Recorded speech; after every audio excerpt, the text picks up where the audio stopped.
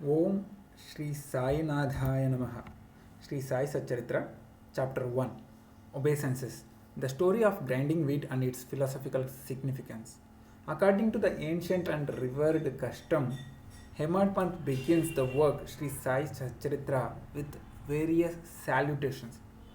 The first, he makes the obeisance to the god Ganesha to remove all the obstacles and make the work a success, and says that Sri Sai is a god Ganesha himself.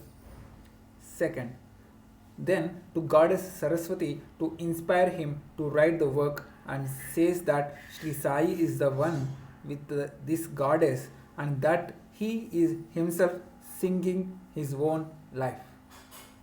Third, then to the gods Brahma, Vishnu, and Shankar, the creating, persevering, and destroying deities respectively, and says that Sainath is one with them and he, the great teacher, will carry us across the river of worldly existence.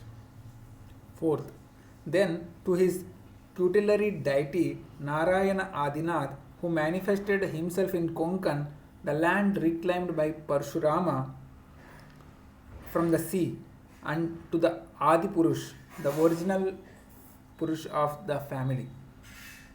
And the fifth comes then to Bharadwaja Muni, into the whose Gotra he was born, and also to the various Rishis Yagnavalkya, Bhrugu, Parashara, Narada, Vedavyasa, Sanaka, Sanandana, Sanat Kumara, Shuka, Shaunaka, Vishwamitra, Vasishta, Valmiki, Vamadeva, Jaimini, Vaishampayana, Navayogendra, etc. And also modern saints like such as Nivrutti, Dhyanadev, Sopana, Muktabai, Janardhan, Ekanatha, Namadev, Tukaram, Kanha, and Narahari, etc. Sixth, then to his grandfather Sadashiv, Father Raghunath, his mother who left him in his infancy, to his paternal aunt who brought him up, and to his loving elder brother. Seventh, then to the readers and praise to them to give their whole and undivided attention to his work.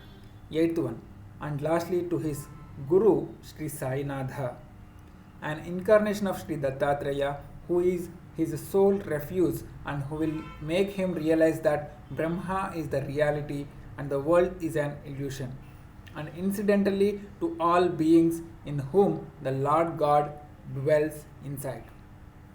After describing in brief the various modes of devotion according to Parashar, Vyasa, and Shandilya, etc., the author goes on to relate the following story. It was sometime around 1910 that I went on one fine morning to the masjid in Shirdi to have darshan of Sai Baba. I was wonderstruck to see the following phenomena.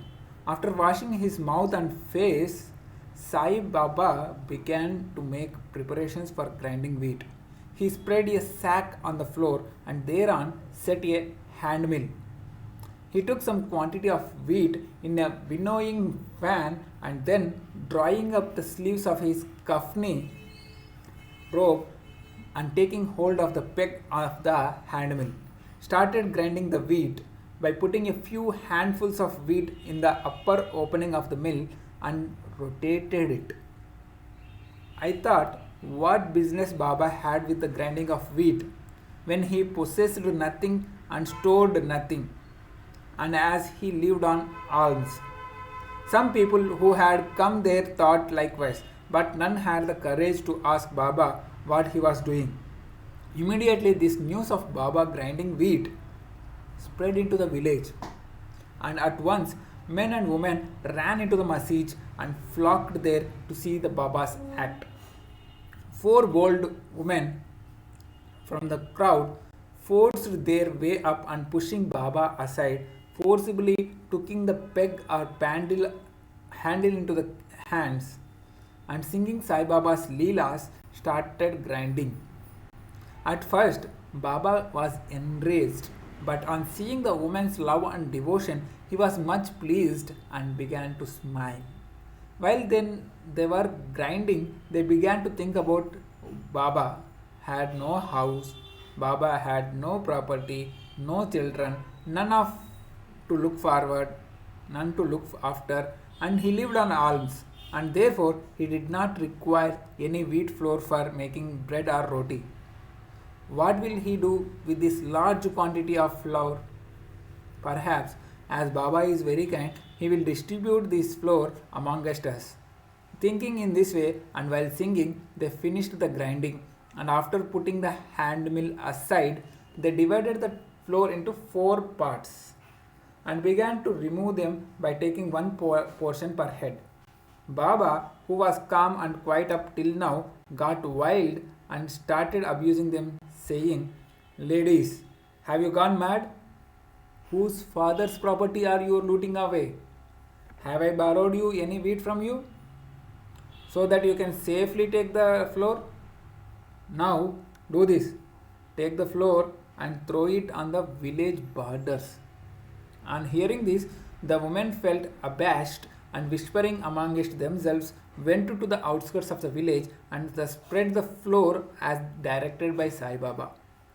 I asked the Shirdi people what was this that Baba did. They replied that as cholera epidemic was spreading in the village, this was the Baba's remedy for the same. It was not wheat that has ground, but cholera itself was ground into pieces and pushed out of the village. This time onward, the cholera epidemic subsided and the people of the village were happy. I was much pleased to know all this, but at the same time, my curiosity also arised. I began to ask myself, what earthly connection was there between wheat flour and cholera? What was the casual relation between the two and how to reconcile them? The incident seems to be inexplicable. I should write something on this and sing to my heart's content Baba's sweet Leelas. Thinking in this way about this Leela, my heart was filled with joy and I was thus inspired to write Sai Baba's life, that is nothing but Sai Satcharitra.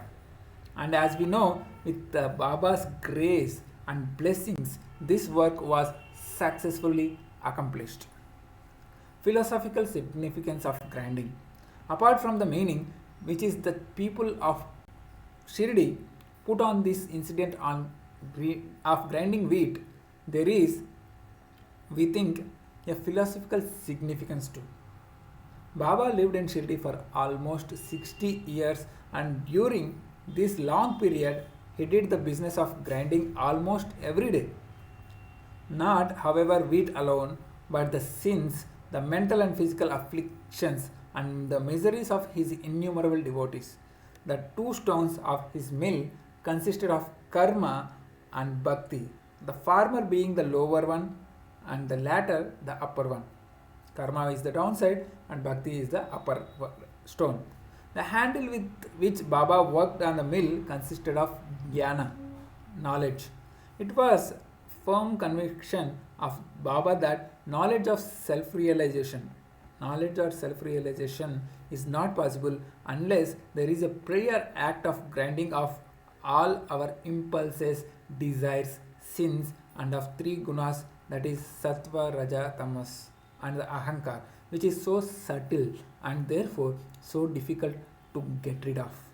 This reminds us of a similar story of Kabir, who, seeing a woman grinding corn, and said to his guru, Nipati Niranjan, I am weeping because I feel the agony of being crushed under this wheel of worldly existence, like the corn in the handmill. Nipati Niranjan replied, Do not be afraid. Do not be afraid.